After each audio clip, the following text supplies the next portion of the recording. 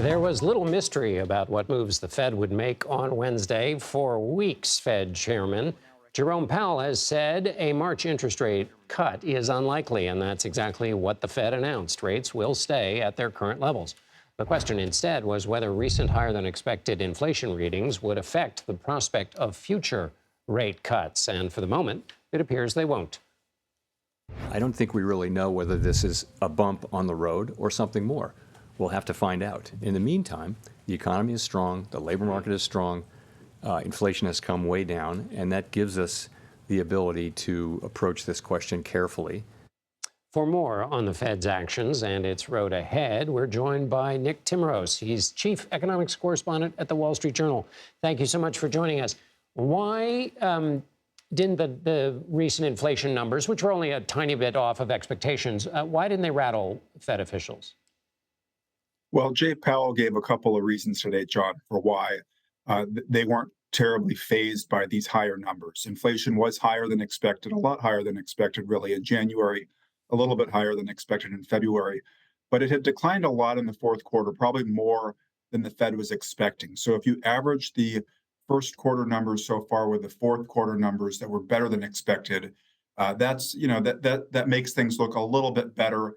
And then there are these calendar effects you sometimes get at the beginning of the year, particularly in an environment of higher inflation where prices reset or they adjust at the beginning of the year. You could think of the phenomenon of new year, new prices, new menu prices, things like that. So Powell today suggested maybe there was some seasonality, and they're going to look and see. I mean, the March inflation report is going to be really important to the Fed, John, because they're going to want to see if this was a blip or a bump in the road or maybe something more serious.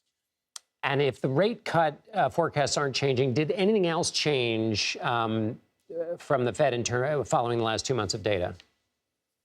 Well, there were two things that changed today. Fed officials marked up a little bit their inflation forecast, and they marked up a little bit their growth forecast. Now, if you do that in central banking, if you say you think you're going to get a little bit higher growth and a little bit higher inflation, but you're still going to be able to cut interest rates the same as you thought before, then that's something that Wall Street likes to hear because it suggests you're not terribly concerned about an economy growing faster.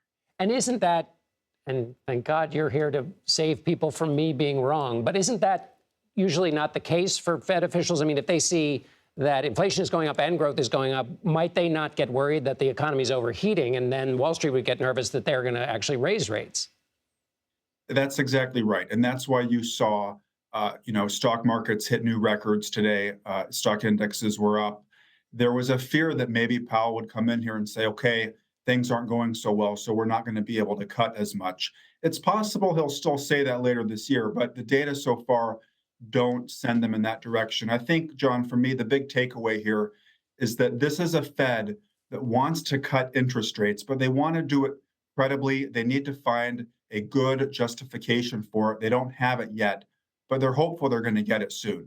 And then finally, Nick, the Fed projections show they're not expecting 2% inflation until 2026. How should that affect the way we look at the Fed's actions and kind of the economy more broadly? It takes time for these things to happen. So 2 years, another 2 or 3 years to get inflation at 2%. They have it coming down to around 2.5% at the end of this year. By their measure, it's at 2.8 right now. It was almost at 5% a year ago. So if you look at kind of the broad trajectory of where we've been, if the Fed gets inflation to 2% in the next few years without a recession, that's just going to be a monumental achievement for a central bank. Granted, there's been some political and social cost because of the inflation that we've had, but if they can get it down without a recession, that will be quite an accomplishment, John. Nick Timiraos, chief economics correspondent at the Wall Street Journal. This was so helpful. Thank you.